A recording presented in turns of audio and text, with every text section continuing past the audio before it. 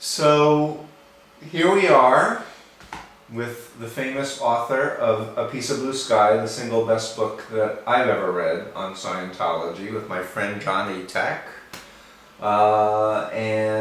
It's a pleasure to see you again. It's been a bunch of years. It's been way too long. Way too long, yeah. But you're one of my most special people. Likewise, absolutely, yes. And I want to thank you, by the way, for proofreading Freedom of Mind. It was a pleasure and a privilege. And it's an important work. Giving me comments like take out Salvation Army. Just in case. Yes, because you have issues with Salvation Army, which I checked into, and I was like, oh, okay, I better do that. Basically, I thought it would be nice to get you on tape.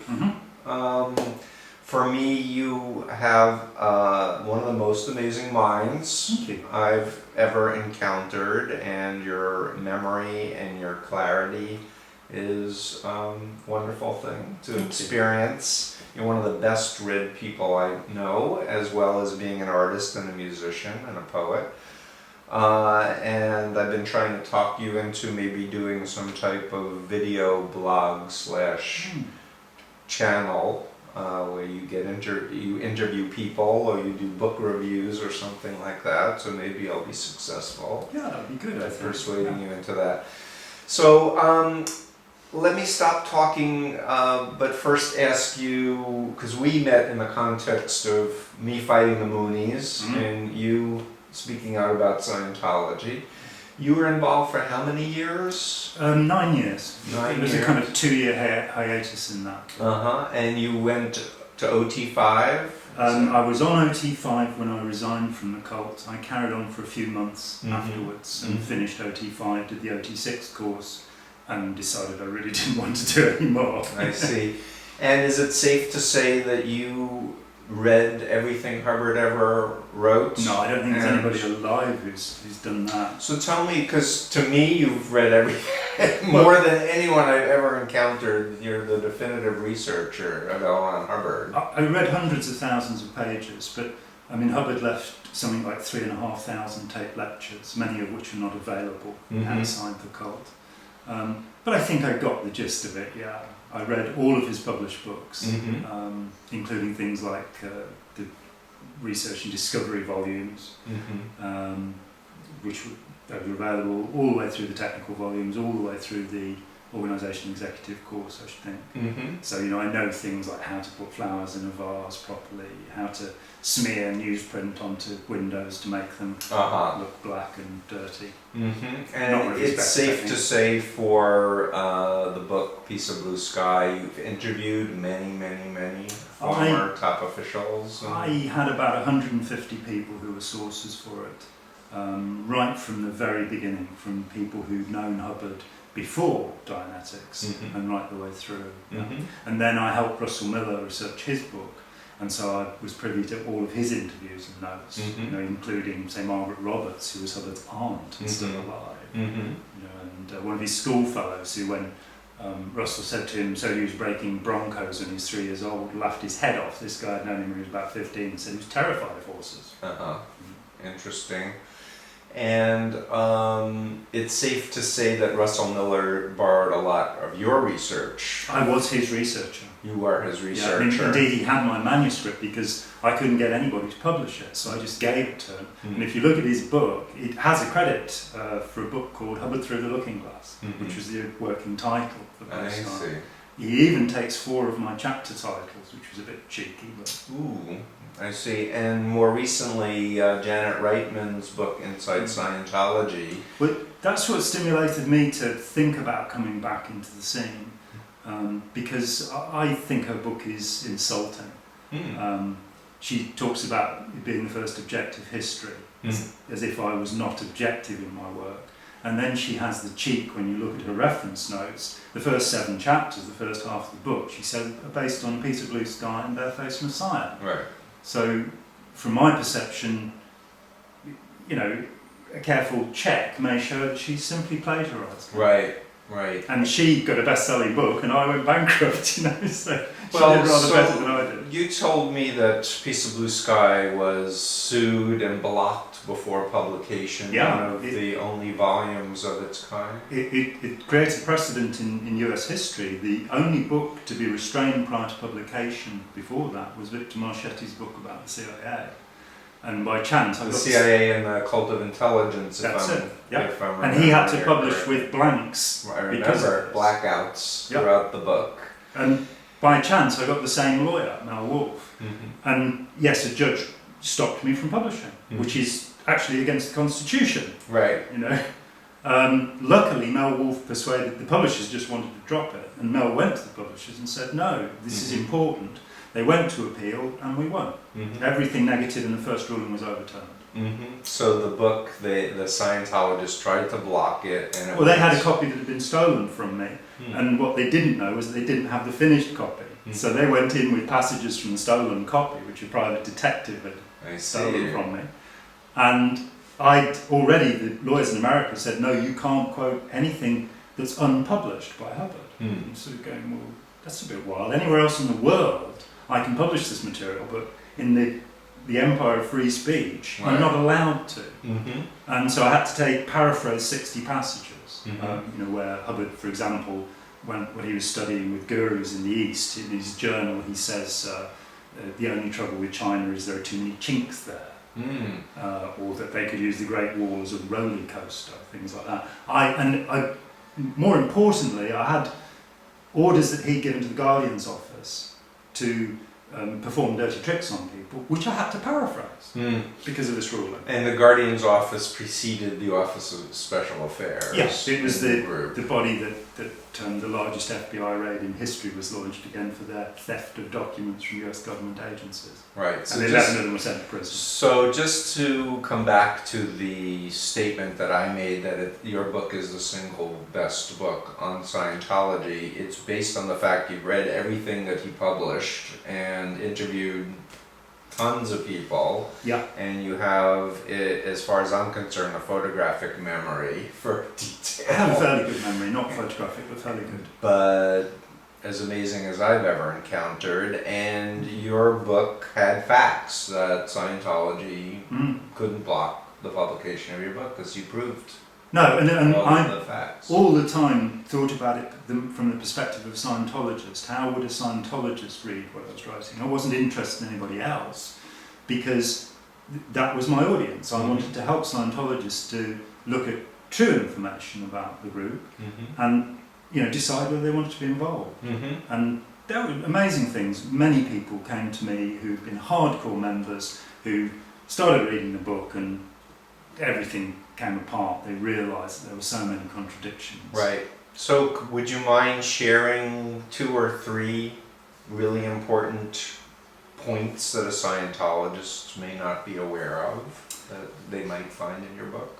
Well, there are conflicts in Hubbard material. Some of them you'll find in the book, some of them you won't.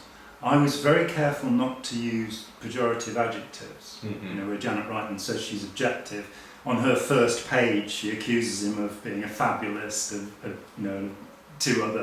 she makes 2 other accusations. I make those statements at the end of my book after I've proved they're true, Mm-hmm. which I think is a bit More objective. objective. But again, I wasn't there to insult L. Ron Hubbard or to. The publisher didn't want, where I talked about harassment of Scientology by Nixon and by the IRS. The publisher wanted to take that out. Mm. They wanted to be totally negative, and that was not my perspective, Right. and still isn't. So, Right. If people draw some benefit from their involvement, that's fine. So to push you a little bit, if I may, Sure. Is Hubbard the greatest man that's ever lived in human history? Ooh, let me think. No. Okay, so amongst the many claims that he made, what's the bottom line on L. Ron Hubbard?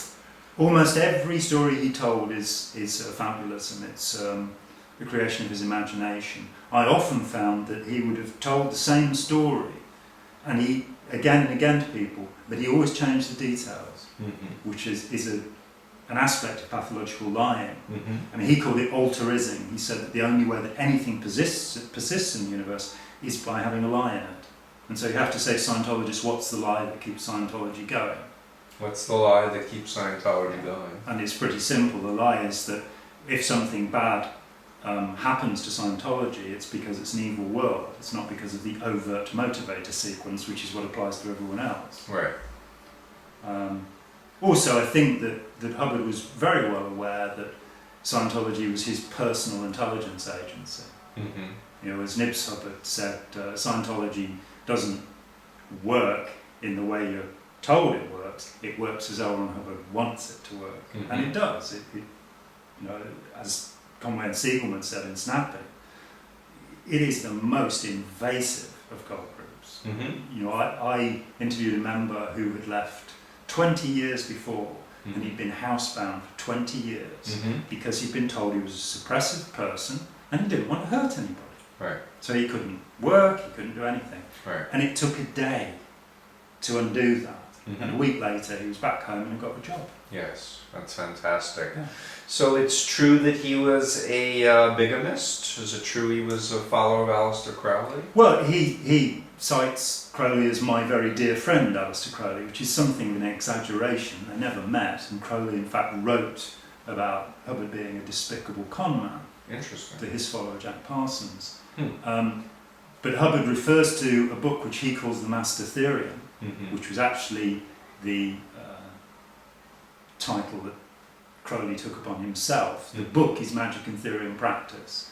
Mm-hmm. I wrote a paper about Hubbard's plagiarism, and I found 120 examples of Hubbard taking an idea, but I also proved that he knew of the source. Mm-hmm. Other people have said, well, somebody else had this idea. Right. So, for example, the idea of the birth engram, you'll Mhm. find that in Aleister Crowley. Hmm. But also, if you look at the back cover of the first edition of Dianetics, there's a book called The Search for the Beloved by Nandor Fodor, which is about prenatal conditioning. So Mhm. Hubbard can't deny that it was Wow. known and published a year before he talked about it. Wow. He also, for example, instead of saying reincarnation, says past lives, which was what Crowley Mm-hmm. uses the term.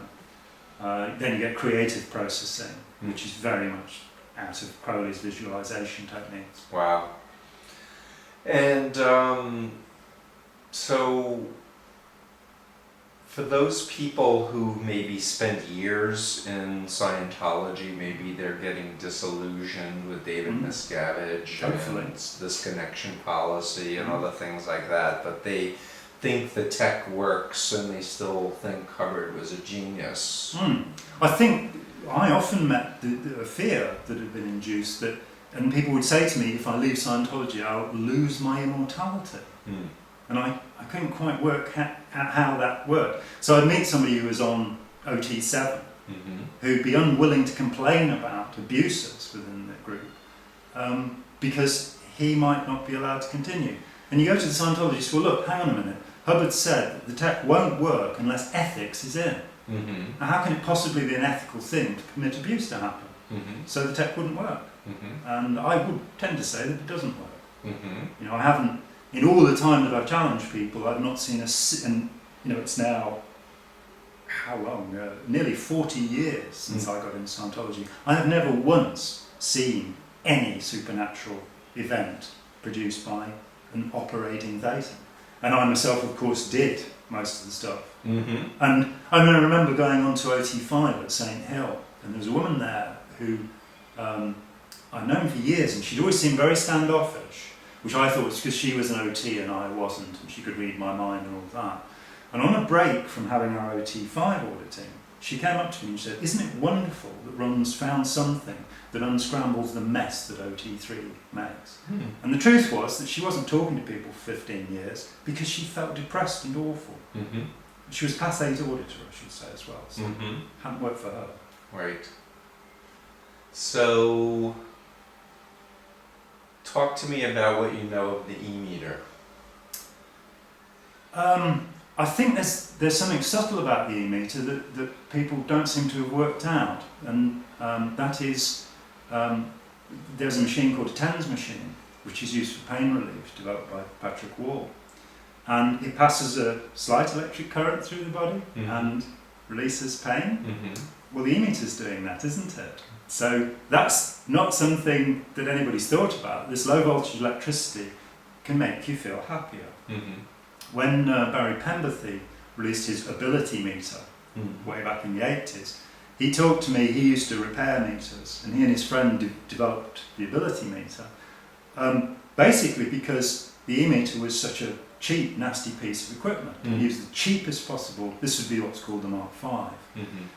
One night after they built the ability meter, they put a paper trace on a Mark V and their meter and fed them both the same signals. Mm-hmm. When they came back, they found there were twice as many recordings on the Mark V. Mm-hmm. And later, all Mark Vs were recalled. They had to be silver sealed every year. And what they were doing was replacing the carbon potentiometers on the tone-arm, because as you move them, they give off carbon. That gets into the works of the machine, which, because it's very cheap, basically will give you reads. So I'd noticed that you could unplug a meter and it would rock slam. How would it be doing that? You know, I don't know. I've always thought it was a rip-off of you know? a lie detector, which has been refuted as a scientific device anyway. Exactly. So I guess I've never attributed anything of value to an e-meter No. other than it's a device to extract money by believing. It's a way of showing electrical conductivity of the sweat glands in the hands. And there is, you know, as with lie detectors, they're still in use in the American system. They never have been here. But there is, you know, they're probably accurate 70 or 80% of the time. The trouble is you don't know which 70 or 80%. And I mean, I talked with a guy he'd been involved from 1954 onwards, lovely guy. And he said to me when I first read OT3, I thought this is just complete nonsense. And I said, well, did you do it? And he said, yeah, I did. And I said, why did you do it? He said, I checked it on the e-meter. I said to him, did you ever think, is the e-meter an accurate instrument? He was, oh, no, not really. It was a presupposition that it was what they claimed it was. Exactly, you just say something scientific and people believe it. And Hubbard was the least scientific person. I mean, when I interviewed David Mayo back in the 80s about how OT5 came about, the story that came out was really that he sat with Hubbard, who was very ill, which he was every year. He was really ill. I think mainly because he smoked 120 cigarettes a day. He couldn't stop. You know. He was an addict, in other words. So he had a cigarette all the time that he was awake. Kimmer Douglas testified that when she left him as his nurse, she thought he had a good chance for his health because he'd cut down to 100 cigarettes a day. Wow. So he'd be ill, of course he would be, and then he'd audit himself in some way, get better in the natural course of things, and then attribute OT3 comes out of a bout of pneumonia. But he would sort of sit with Mayo. Mayo's told me that he didn't actually run body things. That what he did was he was interested that there was misownership, that there could be ideas and feelings that didn't belong. He meaning Hubbard. Mayo. This is what Mayo thought when he went in to try and help Hubbard, who was in a terrible way. And they did all of this stuff. Hubbard got better. And then Hubbard did what he'd done many times before. He sat there and dictated bulletins, which had nothing to do with the auditing. It was like when he declared that he'd found that people who'd taken LSD were crazy and stupid and all this stuff. And the first line of the bulletin, it's called LSD years after they have come off LSD, 78 I think. First line of the bulletin is on research of 2 cases. He had determined this. Well, I later met Harvey Haber, who was one of the 2 cases, and he said, well, this is how it went. He was upset with me, he was upset with this woman, so he asked somebody to look through our folders and find out what was in common. We'd both taken LSD, and therefore he attacked him. I mean, since then, I've talked with several people who were with L. Ron Hubbard when he took LSD, so, really? You know. That's interesting. Oh, he was. His drug use was incredible. And he admitted it. I mean, in the first editions of Dianetics, right through to the 1990s, it says that, you know, if you have to grab hold of something, grab hold of Benzodrine, amphetamines, to give to pre-clears. Really? Yeah. In writing? Yeah. In the research and discovery volumes, there's a passage from a lecture where he talks about becoming addicted to phenobarbital in about 1951. And he says, it's hard coming off it, and I know because I did it. His medical records show that he was on phenobarbital. In 1965, he tried to pass a prescription in East Grinstead as Dr. L. Ron Hubbard to get phenobarbital, which he said was for plant research, which is an interesting notion. Plant research. A doctor wrote him blank prescriptions for when he was on the ship, and he was getting phenobarbital and amphetamines and all sorts of things. He also was a very heavy drinker.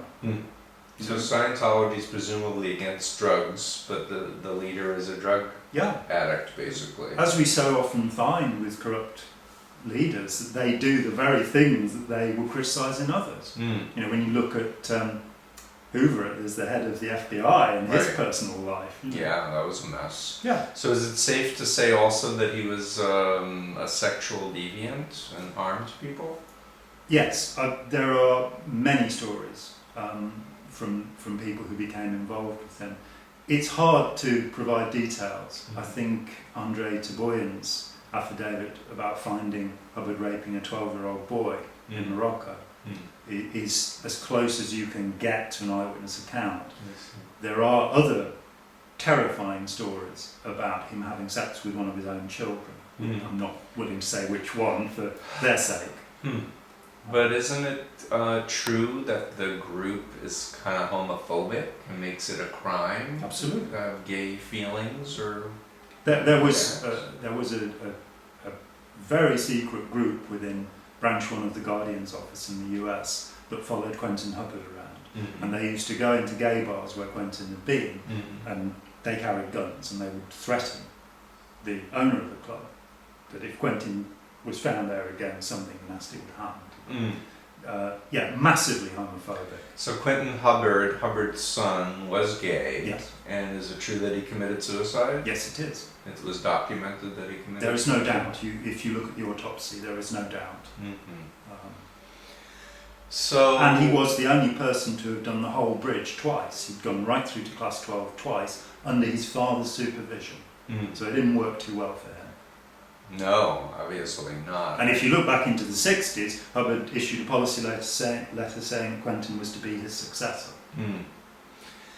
And isn't it true that Paul Haggis, one of the reasons he stood up against Scientology was their support of the proposition in California banning gay marriage? I don't know, I haven't heard that, but that's what I read, I believe, in the Vanity Fair. It wouldn't surprise was it the New Yorker article about him?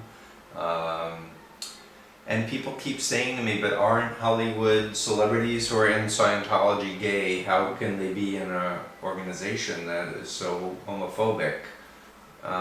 Any comments? There are several people who have spoken out about both John Travolta and Tom Cruise having had gay relationships.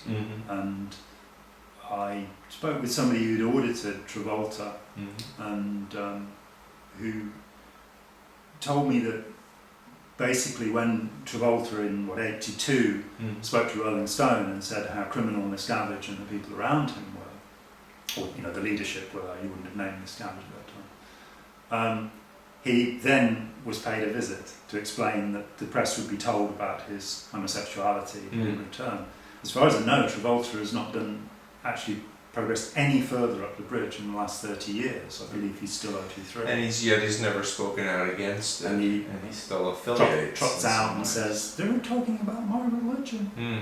And you haven't had a chance to see the movie The Master yet, supposedly about L. Ron Hubbard in the 50s.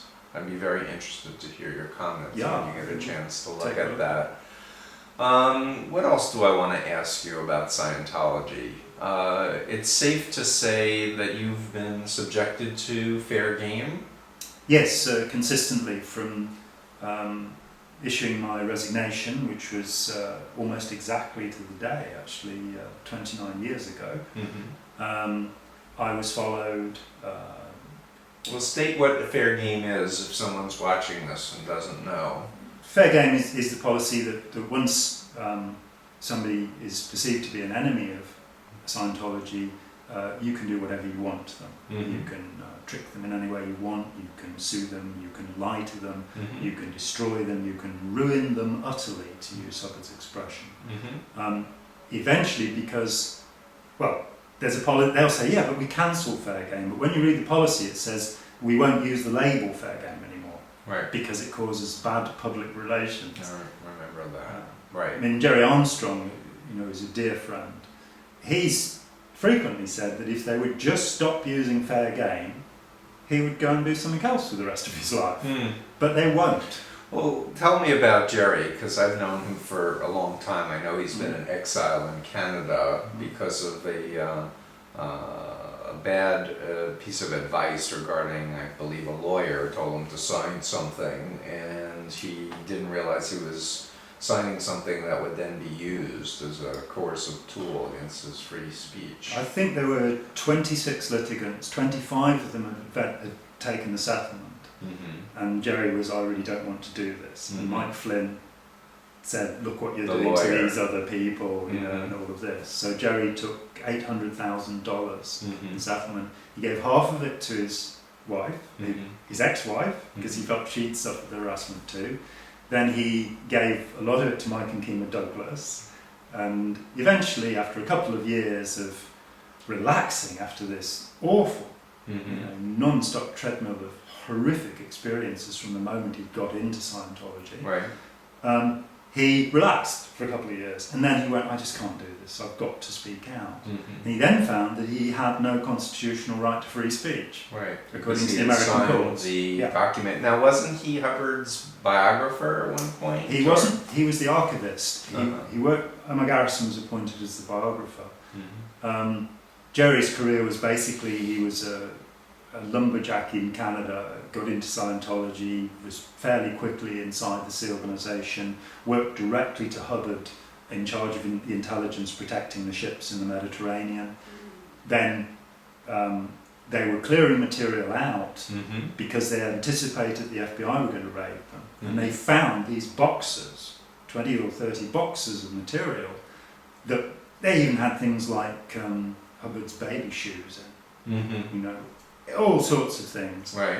They'd got black magic ceremonies, then they'd got his handwritten journals from his 2 holidays in China as a Uh-huh. teenager. And Jerry finds all of this stuff, writes to Hubbard straight away and says, you know, can I collect all this stuff together? Mhm. And Hubbard says yes, and then goes into hiding. So Jerry even got a car, which he was really proud of, and spent, I think, a couple of years travelling around, Uh-huh. making one of the most incredible collections of material, hundreds of thousands of pages of material about Mhm. Hubbard's life. Mhm. Then he tried to get Miscavige and Broker and the powers that were then to correct the false picture that had been given of Hubbard. You know, Mhm. no, he wasn't a blood brother of the Blackfoot Indians at the age of 2. Mhm. No, he wasn't breaking Broncos when he was 3.5. You know, these things are Right. just... Wasn't a nuclear physicist. No, he failed a course in atomic and molecular physics, got an F grade, his Mhm. university grades are available. Mhm. And the things he said about gamma rays and what have you, they're childish nonsense. Mhm. That, you know, these days somebody, a 15-year-old who was studying physics would know it was wrong. Mhm. He also, I mean, his claims to have studied Buddhism, I came from Buddhism and I dismissed everything he said about Buddhism. Mhm. You know, even this, you know, I'm the prophesied Maitreya or Maitreya, the future Buddha. This prophecy, which comes from the book of the Great Decease, Mhm. in the Pali literature, is considered speculative by most Buddhists. Mhm. It's an addition, it's not a prophecy of the Buddha, because the Right. Great Decease is a description of the Buddha's death. Mhm. So it's not written by the Buddha, you know, it's So written by he's somebody even else. misquoting that. Well, also, I immediately, within a week of first meeting Scientology, wrote to the Pali Text Society and said, what about this claim? And they said, no such thing. This 2,500 years, the red-headed man, no, that's not in there at all. Right. So, there's so many questions I want to ask. Well, if I could add to that, Mhm. Scientology, Hubbard claimed that it's modern Buddhism, and it absolutely isn't. The central doctrine of Buddhism is anatta, no self, Mhm. the disintegration of the ego. Mhm. The central doctrine of Scientology is become superhuman. Right. You know, it's a they're opposed. And Hubbard, he says, the Buddha said, what's true for you is true. Your imagination is the truth. Right. Whatever you imagine is true. What he's claiming to be quoting from is the Kalama Sutta, where the Buddha actually says, test everything, don't believe anything you're told, but don't believe your own imagination. Wow. So there is nothing in common between Buddhism and Scientology. Right. And so I'm going to push you a little bit here. You've studied everything that he's written. Well, I've studied most of what he's written. Yeah. Most of what he's written, you've corrected me several times. You're obviously very bright, very well read. Okay. But you got sucked into this cult for 9 years. Sure, yeah. So talk to me about mind control in Scientology. Well, is there such a thing? Yes, absolutely there is. It's a matter of normal social dynamics. It's not so much that there's somebody over here who has a bag of tricks and they use them on you. We also respond, and we're trained to respond in our society. Our educational system is very much obedience-based. It's very much, don't question my authority, Right. And sadly, that does put you in a situation where you're ready to accept authority. Right. But isn't it true that Hubbard was a stage hypnotist and actually Book One auditing was using hypnosis? Oh yes, I mean, if you add to the fact that we are prepared to be taken in such things, that he was very deliberately using these techniques. Even though members were told it's de-hypnosis or de-hypnotizing, yeah, he was actually hypnotizing. I think he makes some very perceptive comments in 1950. He says, we don't want to hypnotise people, we want to unhypnotise them. It's no good adding more stuff. But for me, really the most revelatory information came pretty late on. I sort of left the field in 96. In 94, I wrote a paper called Never Believe a Hypnotist, the genesis of which was looking in the indices of Hubbard's books, which have been rewritten since then. But you could look up suggestion, hypnosis, reverie, the words that are associated. I got all of those. I typed up all sorts of quotations, just looking to 1952, 50 to 52. What did he say about hypnosis? I took all of these things, I typed them up, I printed them out, I cut each statement out, and I put them into 14 categories. And I realised that there wasn't a single statement he made that he didn't contradict.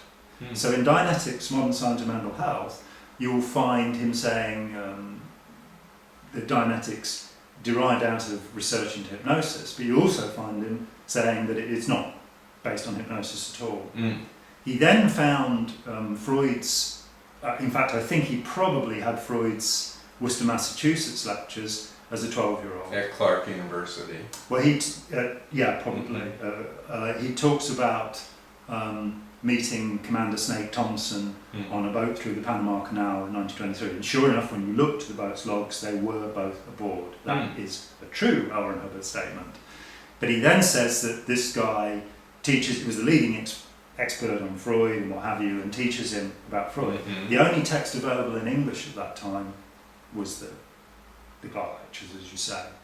And in there, Freud gives a description of the Diuretic Technique.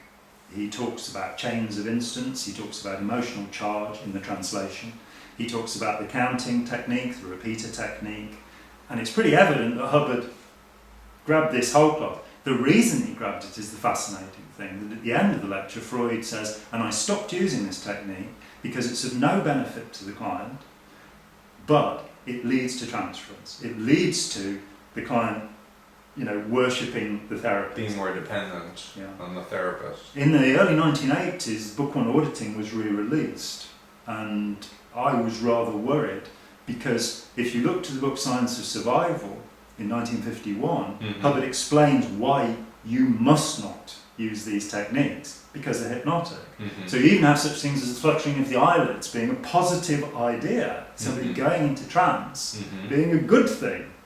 Right. And Hubbard explains. So in the paper Never Believe a Hypnotist, I took these claims and showed, firstly, that yes, I interviewed Don Rogers, whose appendices to Dianetics were printed in most editions into the 1980s. He was with Hubbard in Elizabeth, New Jersey, before they opened the first foundations within 3 or 4 months. And he said, the thing most people don't know is that up to him writing the book, he used deep transhypnosis. That's all he used. Explicitly. And then he turned to me and he said, this isn't popular with the public. I'll have to think of something else. And so he just used the Freudian technique after that. Right. So just to be really, really clear, so to speak. Freud spoke, to use the term clear, Freud spoke these lectures when he was visiting. In 1911, There was one book in that time period that had...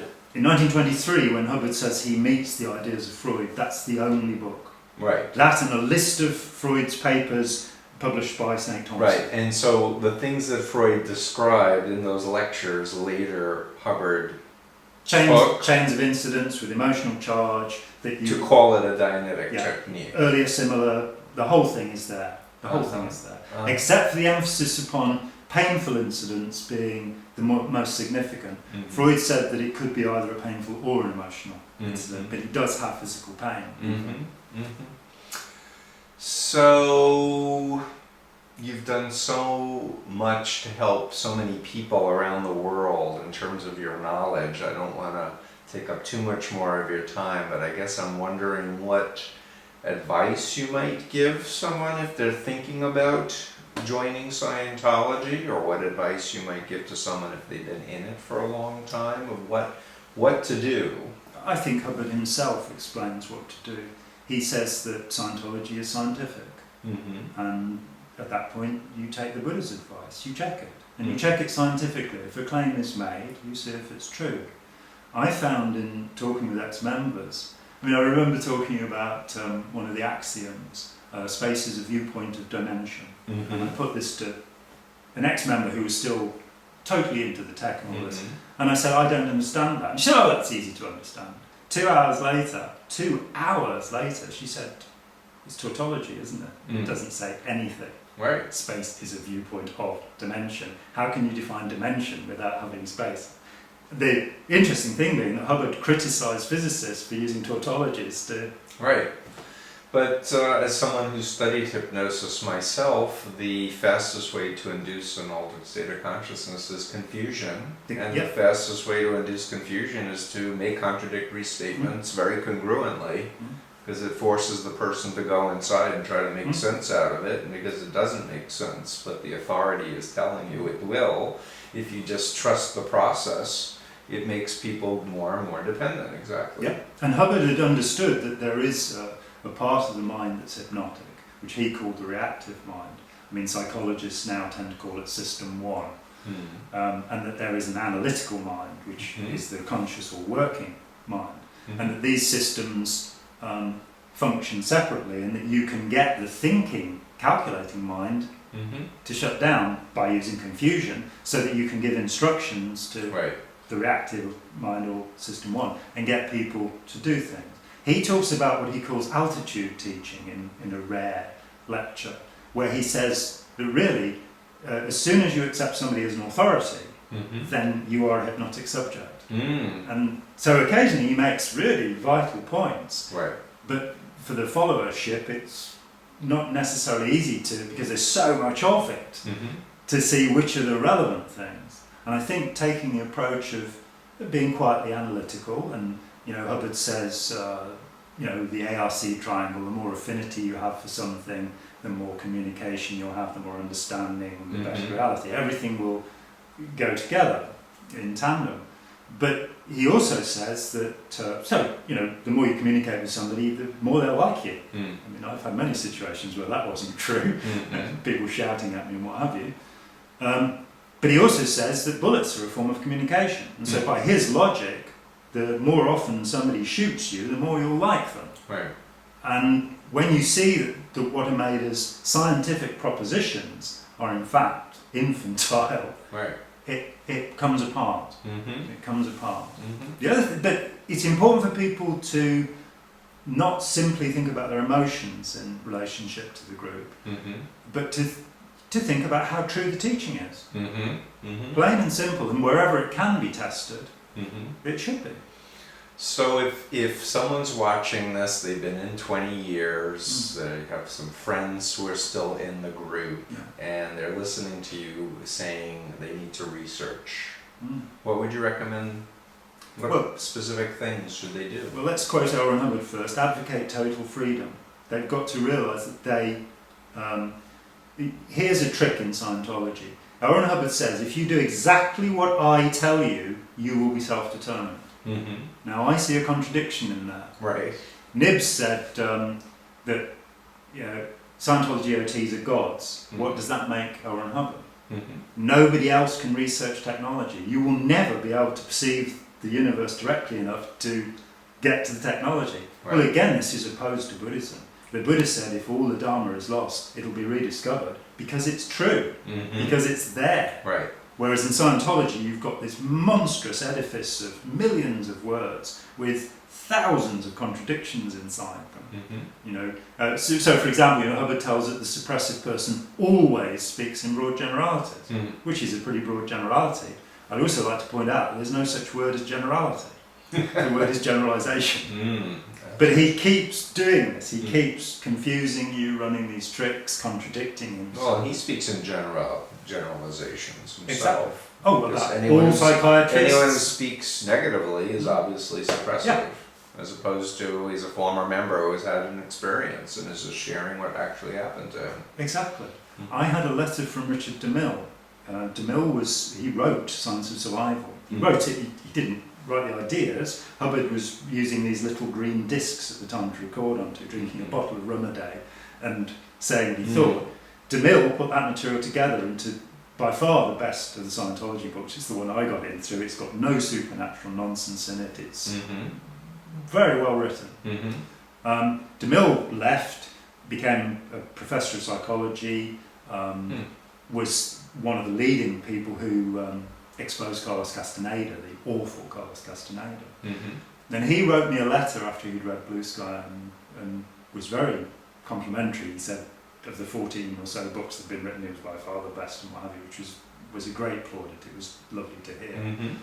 But he said that the thing he liked most of all was the recognition that the only truly suppressive person by the criteria laid out by Hubbard was Hubbard himself. Right. He was a very negative person. He was a very sick person. Some of the stories I've heard, I think one of the worst was a story from the Apollo ship where two people had upset him. And because the Apollo had wooden decks, it was a big, 100 foot or what have you, from one end, more than that, one end to the other.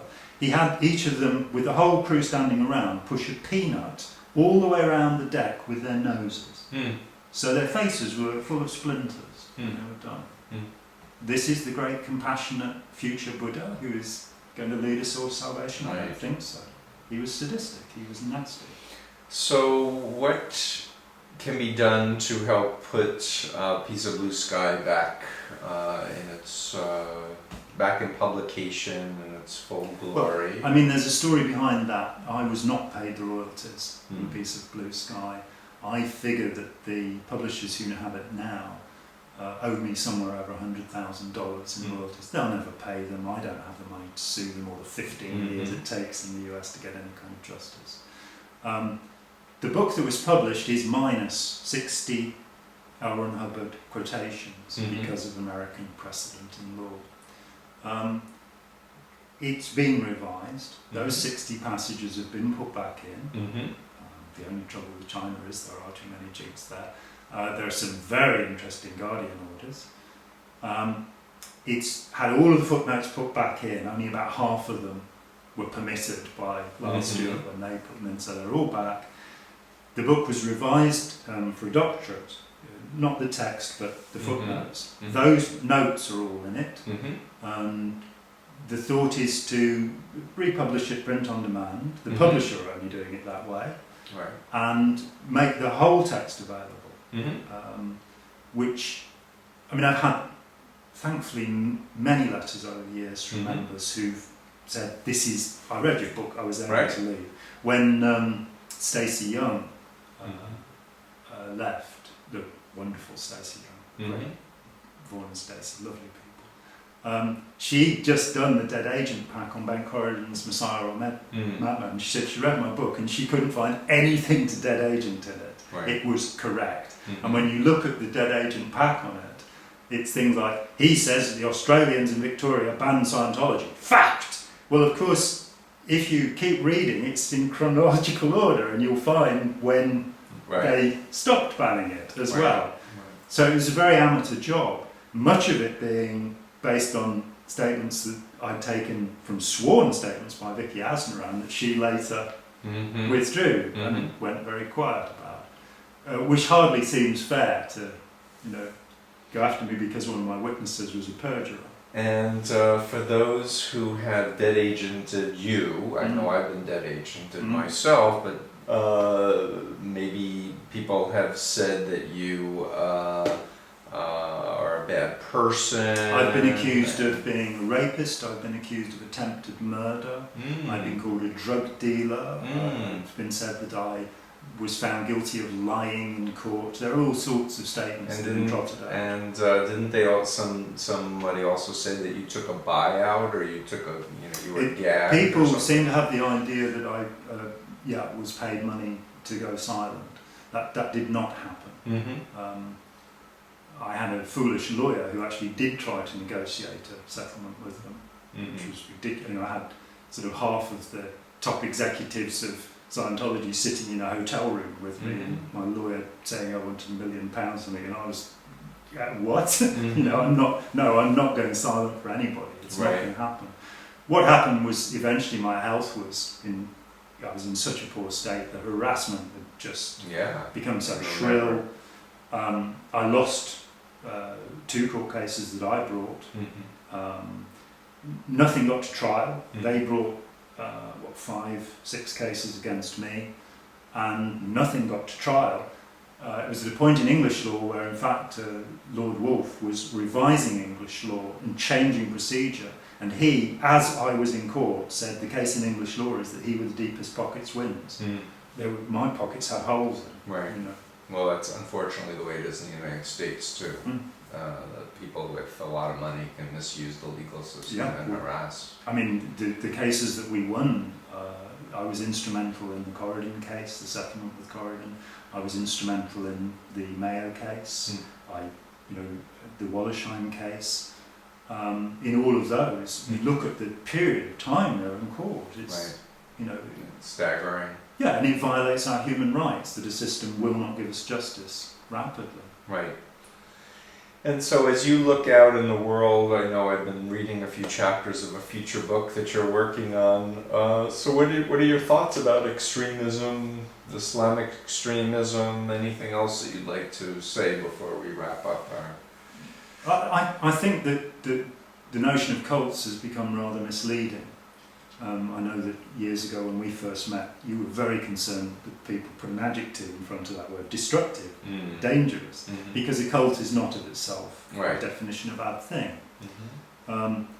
But I think the work, what we've both seen is that fanaticism has the same profile no matter where you look, whether you're looking at some crazy neocon who wants to bring Armageddon to the world, or Osama bin Laden, or the same dynamics are involved, because it's normal human psychology to do these things. And when we see fanaticism, there are, as you well know from your daily life, there are very powerful ways of freeing people from fanatical persuasions. That's been more, the last, 16 years of my life since I left the Scientology battlefield. I have focused on that. I've read a great deal around it. And I've come to the conviction that our society makes us susceptible to control, that our educational system is far too much based in obedience rather than creativity. Right. And in the States you've got the wonderful critical thinking movement trying to do something about that. People like Matthew Lipman, whose work I greatly admire. Where the idea is not, I'm an authority, you've got to do as I tell you, this is the truth, these are the facts. It's we are parties together in the Right. exploration of knowledge. I may have a bit more information than you, but you can put me right. Right. This whole hierarchical status business in human society brings us to inequality, this thing where we Right. can all contribute to the debate. Right. And by teaching people to listen to others, you know, I mean, I personally think we should all read On Liberty by John Stuart Mill, where he explains why you have to listen even to idiots repeating things you've heard 100 times before, because that can give us a free society. Whereas this no shut up, you're wrong attitude, Right. which we see among politicians so much, and this demonisation, this sort of, I've got these snarl words like fascism that I can use against you, and I've got Right. these purr words like democracy that I can use. That there is so much manipulation in our society. I mean, people have job assessments here in England. They get a little form to fill out, and it's their most manipulative stuff to try. And then they have team building exercises, which are just inductions. Right. So I think bringing a recognition. I think the other thing is to persuade people that it wouldn't be scary if people could think for themselves. You don't have to regiment human beings Right. to make a good world. In fact, it will always make a bad world if you regiment people. Right. Of course, you have to have boundaries and laws and rules, and anarchy is not necessarily a good idea quite yet for human beings until we become nice. Right, but as you mentioned before, there are so many people who've been in a destructive cult. They leave it physically, but they don't take the time to really think it through and process what happened to them. And it could be impinging on their quality of life significantly. Maybe afraid of a relationship, or afraid to explore any other ideas or groups because they were so traumatized, or afraid to work on their anxiety or fears because of phobias put in about the mental health system. Or and anybody that doesn't believe what the group believes. Right. And as you know, you find that with every group. That one of the things that defines a destructive cult is it insulates itself from the outside world and then criticises and condemns the outside world. So with Scientologists, I remember sitting in a jacuzzi in Sunland in Los Angeles with this guy who said, "This is not my real name," and so on, and told me a lot of stuff about the Guardian's office. And he said to me, the only way you can tell that somebody's left Scientology is if they're willing to smoke pot. And I was like, well, I don't think that's necessarily true. The only way you can tell that somebody's really left Scientology is they're willing to have psychiatric treatment. It was tongue-in-cheek. But the idea is that the phobia of mental health professionals, of anybody who might know anything, is so intense. Right. I found when I left the cult that, to read about brain research it was like, why? Even if what Hubbard says is true, that the brain is simply a switching system that interacts between the spirit and the world, it's still fascinating. Right. And so I also, of course, having been told I mustn't talk to these suppressive people, one of the first things I did was go and meet every one of them I could. Make up your own mind. Well, and what I found was that for the most part, they were delightful people. Cyril Vosberg, for example, who wrote The Mindbenders, which was a bestseller in the late 60s, he had 14 years in the group. And by chance, when I met him, he had 14 years out of it. And I wrote him a letter, I was still enthused with the idea of Scientology. It was a few weeks after I'd left, and I was contacting SPs to see what had really happened. And I wasn't frightened of them anymore, because, I'm a big OT, I don't need to be terrified of people, as most Scientologists are. And I wrote him a letter saying, we're an independent Scientology, and he wrote back to me and he said, I'm not sure that Scientology could exist without a fascist organisation. And sort of, okay. But Cyril was just a lovely man who, and I think the other thing is, you talk about Jerry, I spent some time with Jerry this year for the first time in years. And the thing that really rang through for me was that Jerry is one of the most compassionate, kind and loving human beings You're talking about Jerry Armstrong. that I've ever met. And the idea that he's to be pilloried and fair-gamed and destroyed simply because he wants to talk about his experiences, that's disgusting. And because he feels a moral imperative to warn people and explain what he's learned. By the way, his website is Jerry, Gerry Armstrong.org. And it's one of my hopes is that we can somehow overturn the American legal decision so that he can come back to visit the States if he so chooses. Yes, absolutely. And I think what he's doing is heroic, nothing less. Absolutely, he's a remarkable man. But he is, with some people they have a sort of public persona that's very nice, but when you get to them in private, particularly with politicians in my experience, they're horrid. With Jerry, there's no mask. What you see is what you get. Yeah, absolutely. I feel that way about you. Well, thank you. I feel that way about you too. So, I see the battery lights flashing. I'm going to say thank you, my friend. I look forward to the publication of A Piece of Blue Sky, hopefully, and lots of other books. Yes. And your and music, your art, and absolutely, it's really exciting. I think what's going on with the cult, and I think more and more people will be coming out. That's That's our hope. Yeah. Thanks so much. See ya. Thank you.